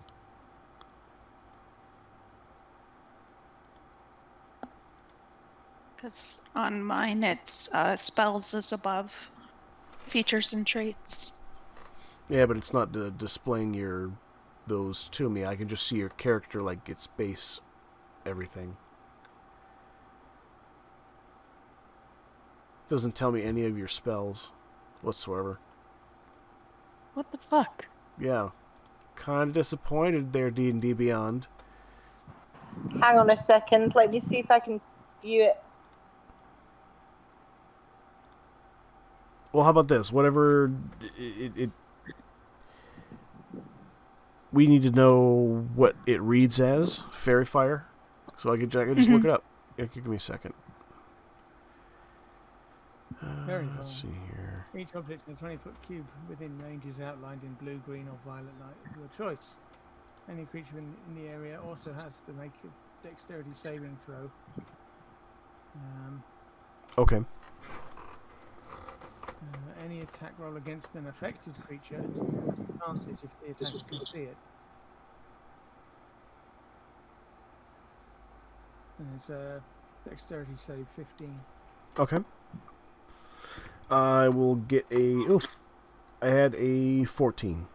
So I did not save against it. So then they all get lit up, and anyone who attacks them has an attack roll advantage. Cool. What do they take for damage? It doesn't mention any damage. Oh, hey, hold on. Valky? You're really loud, like in the wind or something like that right now. I'm just putting me on mute. Oh, okay. So go ahead and say that all again, Minnow. My apologies. Yeah, there's no damage listed. It's a debuff that makes them... okay. Yeah, so you have advantage against any attack roll for a minute, but it's a concentration spell, so... Got to go to a concentration camp. Get better concentrated. Yeah. That's right. So, okay. So they're on this magically fairy-fired fire. They're on fire. Yep. Okay. Yeah. They're toasted oats. Yeah, they're toasty. Okay, they're going to go ahead and take... Just out of interest, how far is the fire down?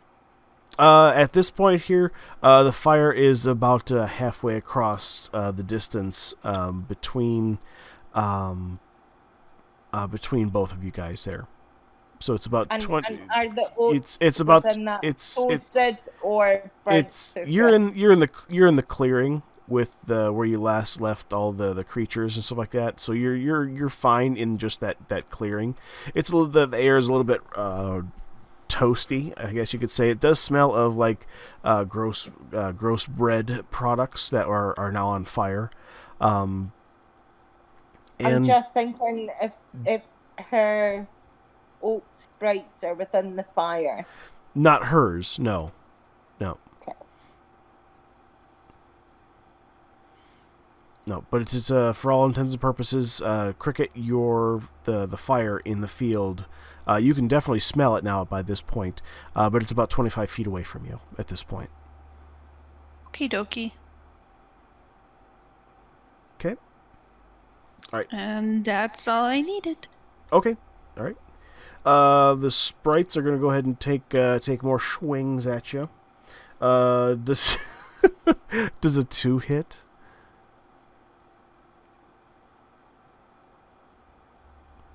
No. Okay, good. Well, then it's your turn then. All right. I am going to smack them. Okay. With my...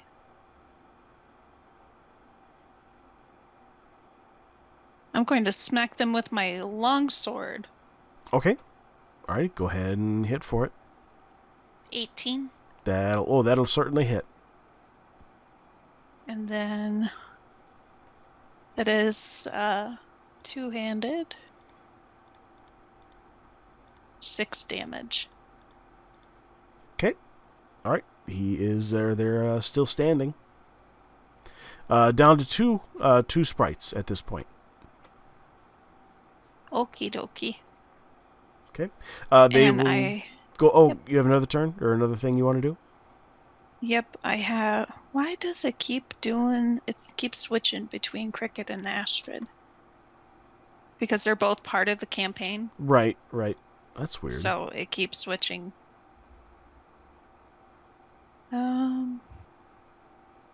That was it. Okay. All right. They're going to go ahead and return that damage with a net 20. So that'll certainly go ahead and hit. Dear Lord. Okay. They are going to throw at you 15 points of damage. Okay. Still alive. Okay. And that'll be the end of their turn. Okay. And then I will hit them with my quarterstaff 2 hands. Okie dokie. 23. Oh, that'll most certainly hit. Oh, absolutely. And then 2 damage. Okay. Oh, really? 2? Yeah. 2. Because 1 + 1. Oh, well, thanks, Mr. Wizard. Oh, goodness. Okay. They're going to return that folly. Here, was that everything that you wanted to do there then? Yeah. Okay. They're going to go ahead and try to swing at you again with an 11. Does that hit? No. Okay. And then it's your turn to do whatever you want now. Because we're thwacking away. I am going to whack 2-hand quarterstaff. Okie dokie. 17 to hit. That'll most certainly hit. And then 3 damage.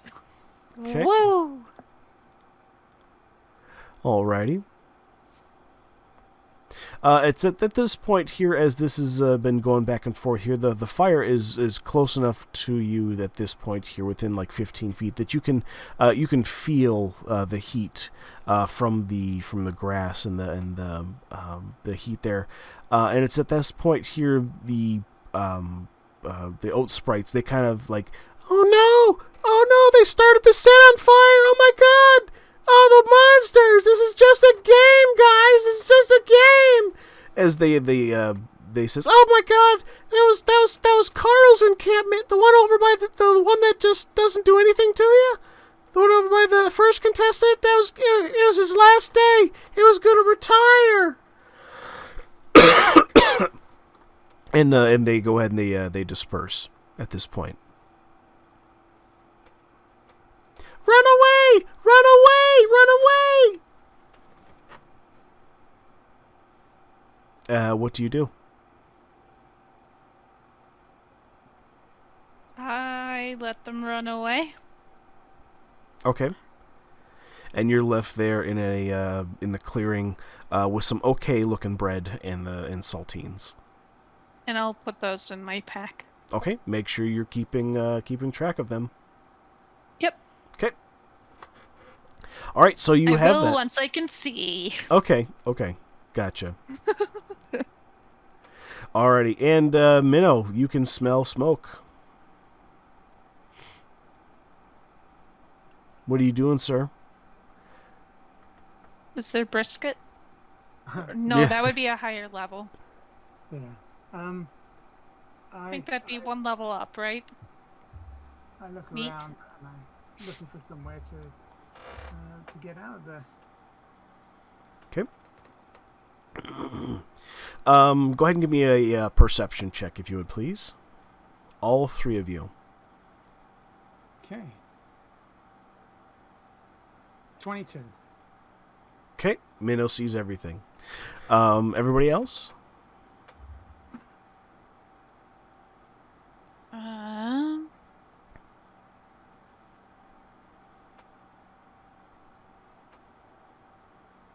I am. So 12 plus 3, so 15. Okay. Alrighty. As this is going on here, you guys see each one of your effective plate in front of you, clearing up the mess of the Oat Sprite's attack and attack from Scarecrow as well. You guys are able to kind of see the smoke billowing, and except the smoke is actually kind of be funneled away through a small doorway over to the right of Minnow. That has exposed some type of way out that the smoke is starting to billow towards.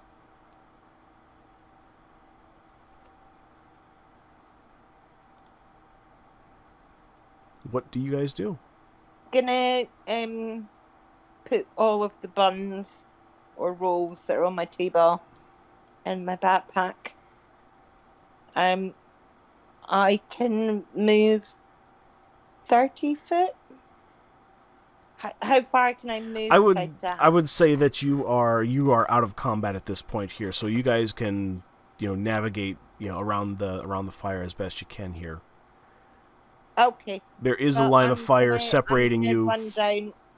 There is a line of fire separating you from your friends at this point, though.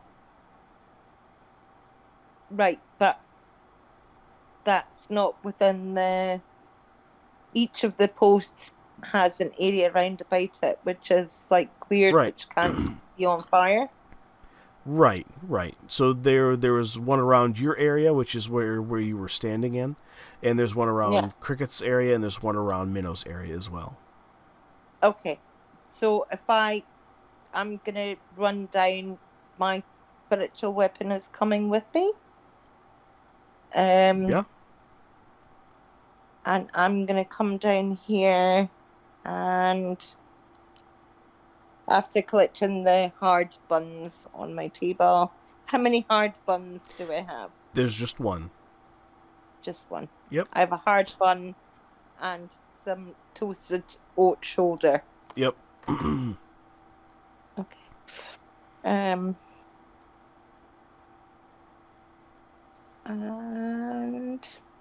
as a bonus action, I'm gonna use a second level healing word. A second level cure wounds. Oh no. Yeah. Second level cure wounds on Cricket. Okay. And how For many? 17. Thank you. And then we're going to run down to Minnow. Because there's only, like, what is it? Like a 10-foot radius from each post? Right. And the fire's So to I my would. right? Right, it is to your right, correct. If you want to go ahead and take a running jump, a leap across it, I will allow like something like athletics, or like a strength to see how far you would be able to go ahead and leap. So the flame is between each of the posts, or the flame is to our right? The flame is to your immediate right, to their left, and it is to the left of Cricket's opening. So it's between us. So correct. Will you take an acrobatics? Sure. 15? That'll do it. You are able to go ahead and clear the flames, and you get a little bit of smoke and a little bit of singe onto your dress, onto your clothing, but you are no worse for wear. God, I need new clothing. Yeah. And you're able to go ahead and hop on over with your friends.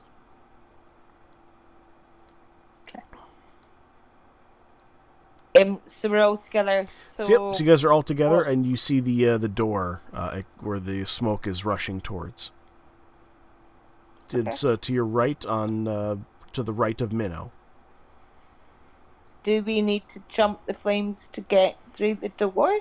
No, not at all. There's the flames are now at your back at this point, and you guys are traveling to the right on the map here. So on the opposite side of the field. So wait, one minute before I would say that. I would say that you would have, before the flames fully consume this field, you're going to have about I'd say like 5 to 7 minutes of time before you kind of like have to, before you're going to start either having to jump fire or go through a door. So you have some time to either role play, heal, get some food, caress each other's wounds, maybe. There you go. So what are you guys doing? Where are you at now, Cricket, as far as health goes? I am currently at 17 out of 63. But if we... No, I gave you 17 and you had 18 previously? Yeah, but I was attacked for 14, so then I would just have to add 3. So I'm at 20 of 63. Okay. Right, and we have 7 minutes? Yeah, about 5 to 7 minutes before... This smoke will definitely make it harder to breathe here in a minute or two. Yeah, so why don't we go to the next level and then take some time to heal up there before... Or is it just one... I'm gonna give you a 4th level cure wounds. Has anyone got a ray of frost or something to put? 23. Finally, Minnow, the voice of reason for the group. I do. Yeah, I don't have anything. I can make it rain, but if the door's right there, then. Yeah, but that means as soon as we go through the door, we start the next procedure. If we do fire, if we rain on the fire. Because we cleared here, we can wait here as long as we like and recoup. If we go through the door, we start the next thing. Right, but I've 119 health left. I'm good. Yeah, I've just given. We could do. So you're currently at what, 40 health? 43. Yep. So I could make it rain, but we're gonna require a long rest at this point. And a trip to the ATM machine. Make it rain. It's nobody. No. Maybe the rain is purple. Oh, okay. I can make the rain purple if you like. Because have we got a purple rain? Yeah. Ooh, there you go. And then they can have like a, maybe there's a guest music star for a long rest. There you go. So what are you guys going to be doing? So I can make it rain Okay. by using a create water. If everybody wants to take a long rest here. Yeah. Might Why as don't well. we go that? Yeah. Okay. Top everybody off. So do you have to roll to make it rain, or is it just one of those things where it just happens? It's create water. Okay. Alrighty. And instead of creating water in a cube, I can make it rain instead. Okay. I'm gonna cast cantrip light, and I'm gonna make purple rain. Okay. And that will be the lead into our prince segment. So you're able to put the flames out here with this purple rain that's very, very prettily it kind of glows a little bit of this purple color, and you can kind of see it kind of ripple across the walls of this inside area of the ziggurat. As you guys kind of make like a makeshift camp best you can with what materials you had on your backs, essentially. And you guys are able to sleep through the night here. Did anybody? Wait a minute. I might have a tiny tent. Oh, you might have a tiny tent. Okay, you might. No, I don't have a tiny tent. Sorry. Okay. So you guys are falling asleep. Is that correct? Yeah. It's a long rest. Okay, so you guys are all going to just go to sleep, correct? Yeah. Okay. Alrighty. I need everybody to. Wait. Nope. Wait. It already happened. It already happened. I was talking, but I didn't realize I was muted. Oh, okay. All right. I'll allow it once. I can't. Goobers. Mean. We should take shifts, just to make sure that nobody tries to attack anybody while we're asleep. Yeah, that's fair. I mean, you would anyway, wouldn't you? That'd be standard practice. Yeah. So, I'll take first shift. Okay. And now I'm keeping myself unmuted. Like okay. A light show after the musical interlude. There is some music that does play in the background. It kind of sounds like kind of very soft, elevator like elevator music. Yep, like Purple Rain. Is somebody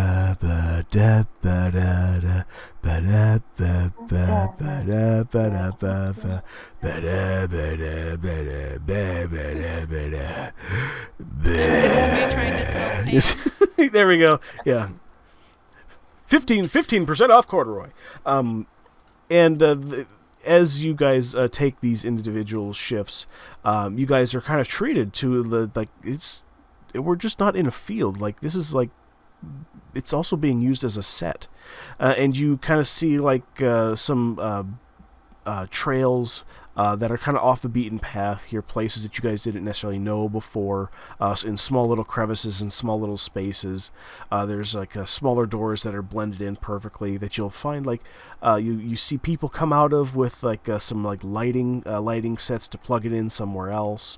You'll see people with camera, what looks like to be camera equipment that kind of shuffle in some of the other areas of the of this set. And you just see people in costumes and stuff like that. You see a bugbear kind of walk by with without a head, but you see a little dwarf head kind of sticking out. He kind of waves to you, as he walks by because he sees that you're doing your thing on the show, even though he's not supposed to wave at you. But that's basically the extent of the night that happens, and you guys wake up in what you would consider morning, fully rested, long rest. Perfect.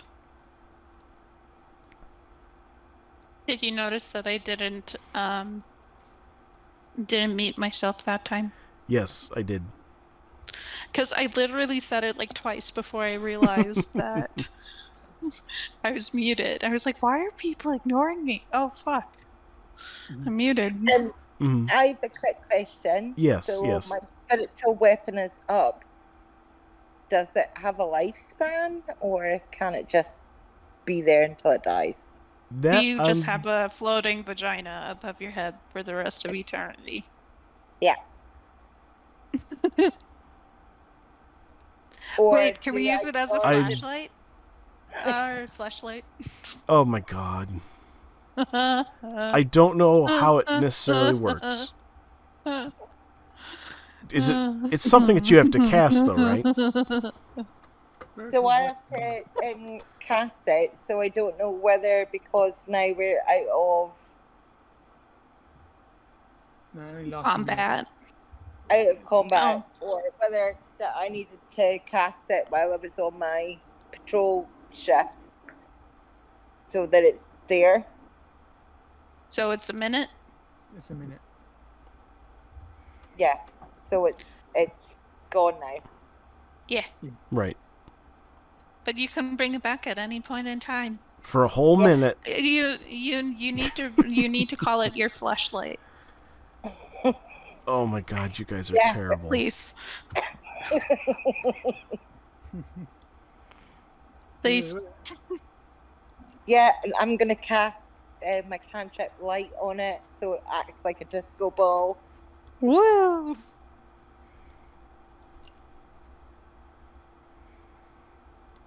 Oakley dokley. So you do that, and you guys wake up, and you guys make breakfasts? Or you just get up, eat some some rations, or not oats? Not oats. So you're not going to eat the ingredients that you came here for, right? We're going to save them. Okay. Yeah. So you guys going through the next door, then? Mm-hmm. Yeah. Or is there? Do you guys have other stuff that you guys wanted to do? I don't think so. Out of well, game. I mean, I might shoot a bow into one of the lighting cameras just for shits and giggles. Okay, go ahead and roll for it. Go and see if you hit. Okay. And out of game, Violet's getting a little sleepy. Oh, gotcha. Also, why the inappropriate jokes? Is the 26 hit? That'll most certainly hit. So you're hitting one of the lights or one of the cameras? One of the lights. Okay. Just shits and giggles. So you go ahead. You go ahead and bring out your bow, and you pull back on that bow, and you're able to go ahead and hit one of the cameras, or probably one of the lights that basically go ahead and shatter, and it falls basically to the ground here, and you hear this excitedness from the crowd, like, oh my god, I can't believe that just happened. Did we just see that live? As it falls to this light canister with now an arrow sticking through it, has fallen to the ground and kind of crashed with a little bit of like the heat still radiating off the metal. Okay, I'm gonna walk up to the bow, and I'm gonna pick it up, and I'm gonna blow on it, and put it back in my bit. You're doing what? He's gonna grab the arrow, blow on it, and put it back. back. Okay. I'm gonna walk up to where the light shattered on the floor, but the bow still pointing out of it. I'm gonna pick out the bow, and I'm gonna blow on it, and I'm gonna pick it back in my quiver. Very cool-esque style, like looking for cool kid points, huh? Yeah. Awesome. I want you to go ahead, Galky. I want you, since you were such a cool kid, that you had to explain it to me twice, that I'm going to give you 100 cool kid points in the game. I think that she should get inspiration. Because she's so cool. Can we redeem cool kid points for inspiration? Yeah, you sure can. Right at the counter at the end of the ride, yep. Where you can get that. So we have to wait? You gotta get like inspiration now because like. Well, yeah, you're inside the game yet. Still, you can't be like, "Hey, pause the game." But we're out of combat. You are out of combat, but this isn't a fucking Chuck E. Cheese. Yes, it is. Anything's a game if I want it to be. Oh, okay. But you are, for all intents and purposes, in a sealed room. Okay. But there's a door. There's a door. I'm gonna use my cantrip. Okay. Thaumaturgy to go. Oh my god. I when I blow the top of the arrow. And the crowd goes wild. Oh my goodness! Yep, they sure do go wild, and they you hear like an applause sign blinking a couple times as well, from somewhere. Okay. So are you guys? What are they selling now? You don't hear anything, but you do see all the eyes peering at you. But what? So there's no more pants being sold? No, you don't hear any pants being sold. You do hear somebody kind of cough from the crowd though. Do you need a lozenge? You hear a guy go, "No, I'm good. It's just a little cough." Did you swallow your spit? Yeah, it went down the wrong way. Oh, I hate when that happens. Somebody tell me that we COVID tested these people on the way in. It's at this point here that Gorgon Ramsay kind of steps in and looks directly at the participant in the crowd, and you see the participant that you were actively engaged turn to stone, and Gorgon Ramsay then says, kind of gives one remaining shush from the crowd as he kind of turns to you guys and says, "What are you going to do next?" I'm gonna punch you in the face because you're being an asshole. Will you be advancing to the next section of the ziggurat? We're having fun. We're trauma bonding.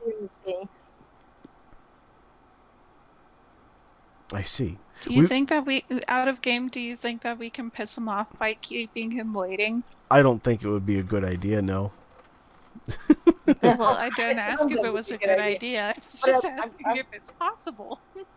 I'm still gonna slap him. I encourage it.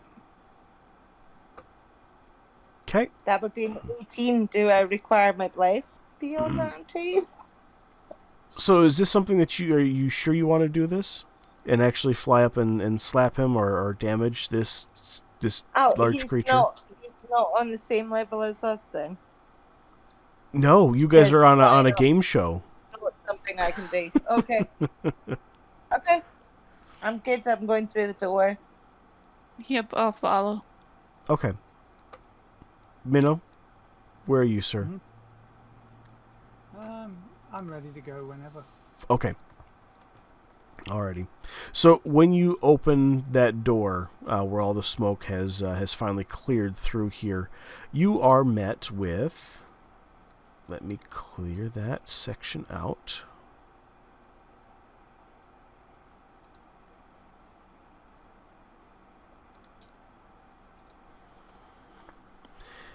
Okay. We'll go ahead and move everyone's character over.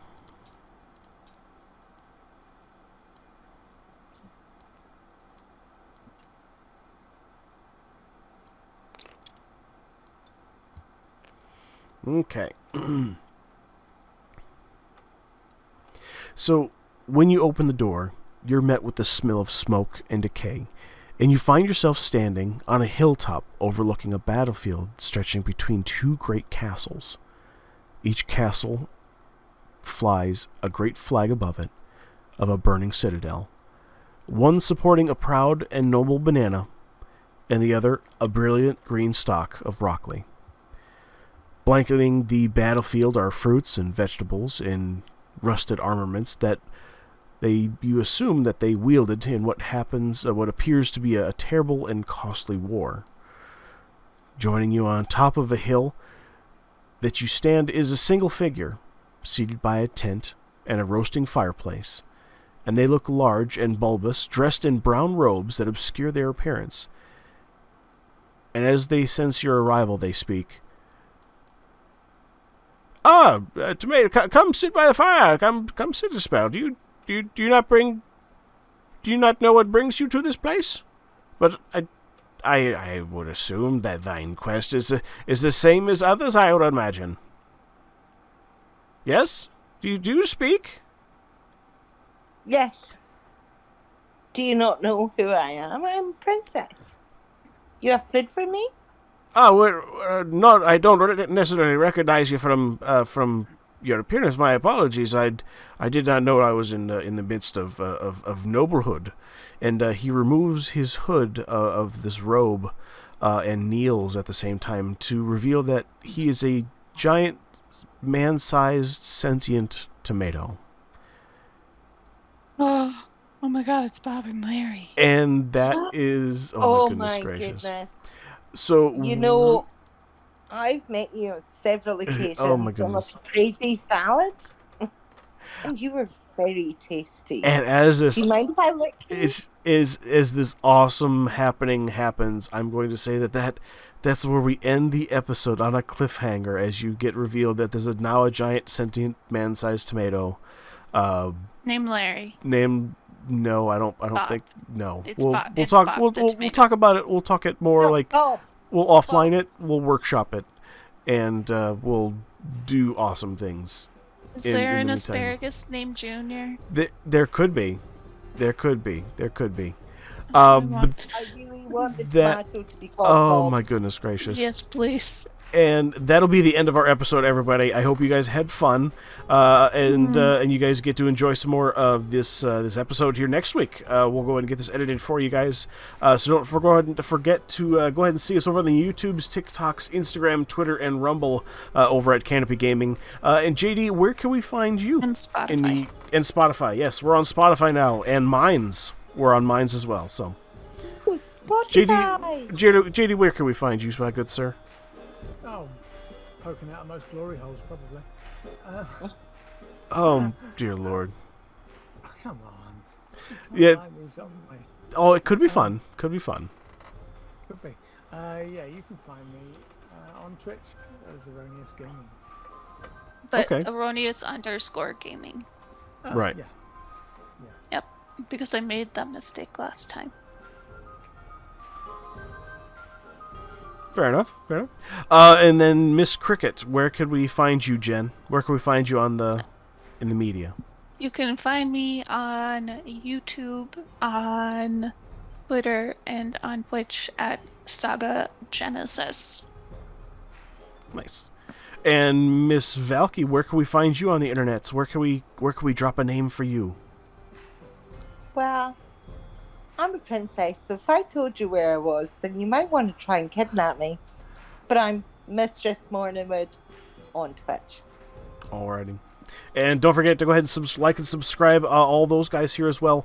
I've been on Electric91 here at Canopy Gaming, and that was the end of our session of the Thunderforce podcast. There we go. And we'll talk to you guys next time. Bye, everybody. Bye. Sponsor of this episode is Love by Stella. Either guys and gals, I'm super excited about our sponsor because they make such cool crochet items and decorations that you are just not going to be able to live without. Got a new baby that's on their way into your family? Then check out this baby bonnet and booty set. How about this cool baby cocoon with hat and mittens? And for you new parents out there, how about a crochet sleepyhead? Just sleep with a sleepyhead for a few nights and lightly spritz it with your deodorant, perfume, or body spray so your baby will fall asleep faster and stay asleep longer with your smell. How about a Baby Yoda for your child or grandkids? Or even a Scooby-Doo dog for your child's forever home? And with winter on its way, Love by Stella also makes a cornucopia of blankets. And you know what? That's not all. Love by Stella also does custom designs. Take this kid's drawing, for example, that he did at school one day, for instance. Love by Stella made it into a full-sized best friend. Wreaths, coasters, beanies, dish scrubbies. Love by Stella does it all. Even custom unicorn pieces I can't show you on YouTube. Love by Stella even sent me this super warm beanie for my Chrome Dome, as well as this awesome Knight's Helmet beanie with movable face mask for super cold and windy days, or just some extra cosplay for your next D&D session.